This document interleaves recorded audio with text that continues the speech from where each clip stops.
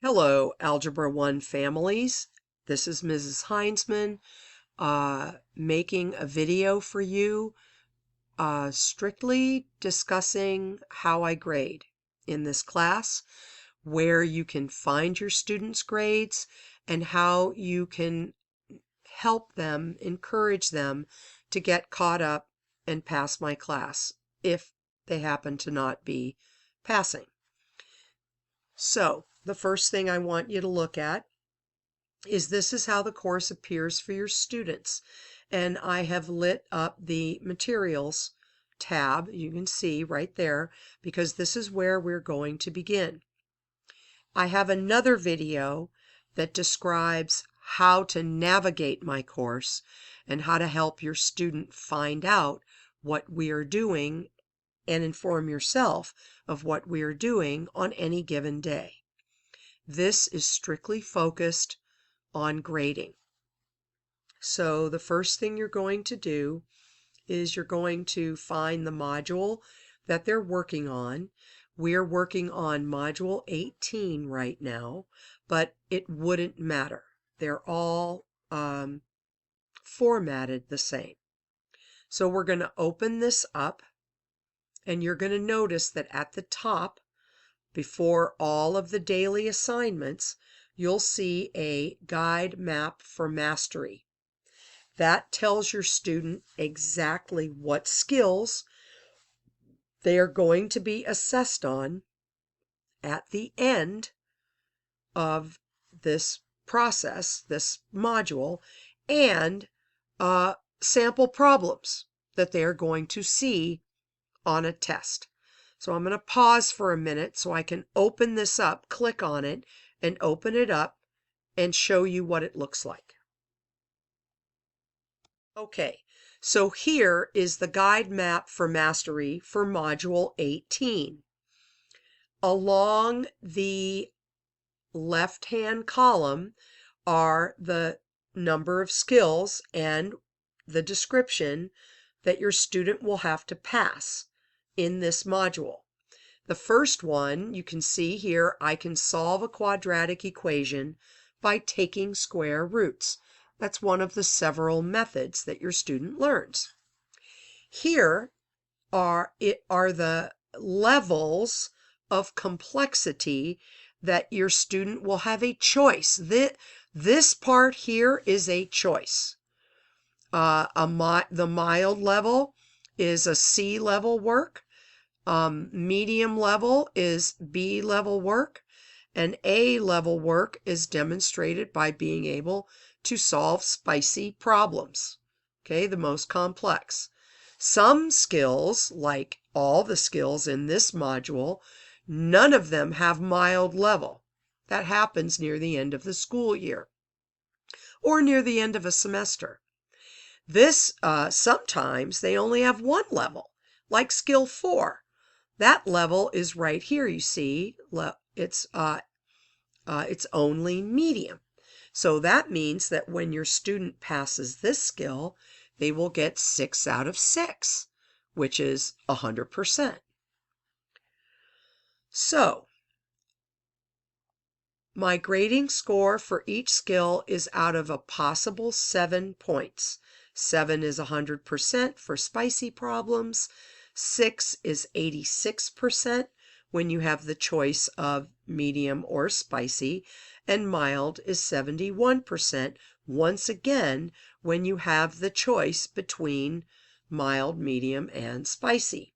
Obviously, these percentages change when, for example, the medium level is the highest, which sometimes happens, or there's only a mild level skill.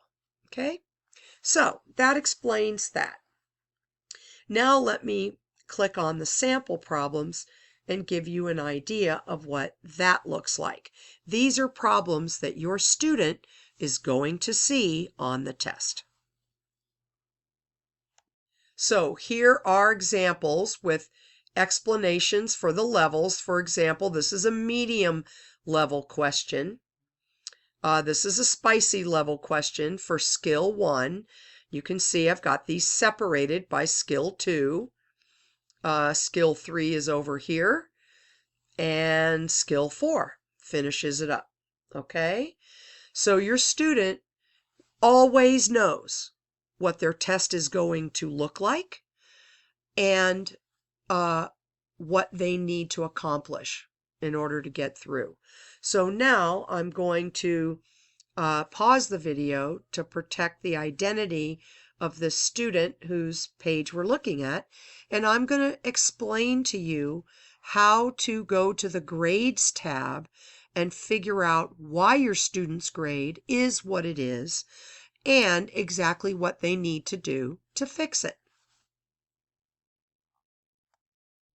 So here we are again looking at your student's main page. Here you see materials, updates, grades. This is the tab that you're going to want to get your student to click on so you can see what's going on in class. Okay, so now you're looking at the Grades tab. Once again, like I said, I needed to protect the identity of the student, so that's why I paused the video. So let's take a look at, this is a list of how we grade in Algebra 1, and all algebra teachers use the same percentages. Everybody does the same thing. Our classwork and participation is worth 35% of your student's grade. And you can see that this particular student has about a 66.07 for this. I give a daily point if a student is there, and if they participate, they get points for participation that day. There is, if they were absent and didn't make up the work for the day, they get a 0.5. Okay. I also have Delta Math assignments that I sometimes give. These are a little different than just plain old daily points. This Delta Math assignment, my expectation is that the students will finish it to 100% completion. I try to make sure that they have enough time in class, but if they don't, it's on them to finish it outside of class. Delta Math assignments are so important that I actually grade them as a 0 when they are missing. Okay, this one, they have 2 weeks to do a Delta Math assignment. After that, it disappears.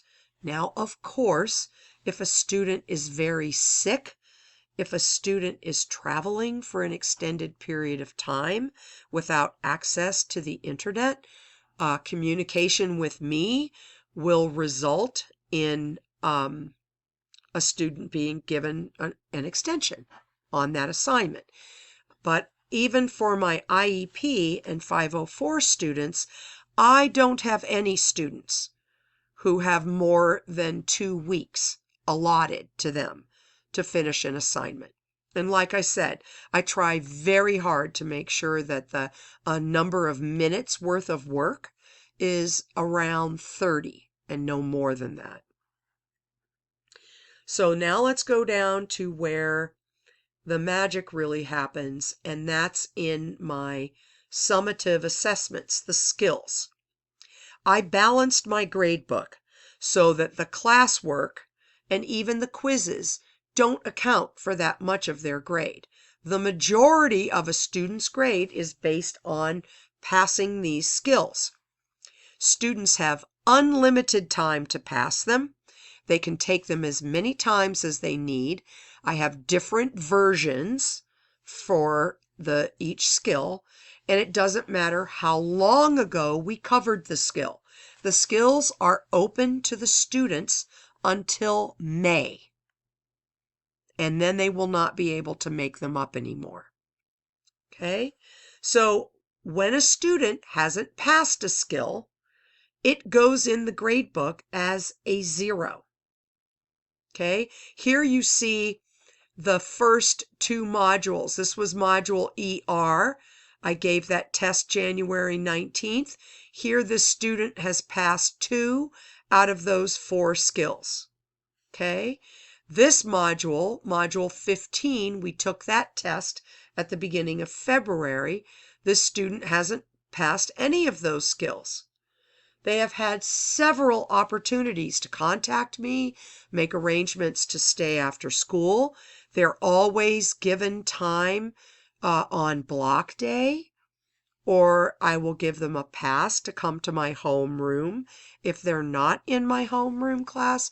So there are ample opportunities for your student to make up these skills. They get a little instruction from me. They have a practice sheet that they've got to do a few problems until they're confident. They give me the practice sheet, which is their ticket to retake the skill. And that's basically how it goes.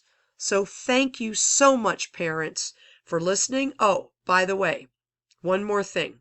These blanks here, this is the most recent test that I just put in the grade book. I don't like to put zeros in until I've given the student an opportunity to address the missing skills. So the zeros will go in before the end of this week.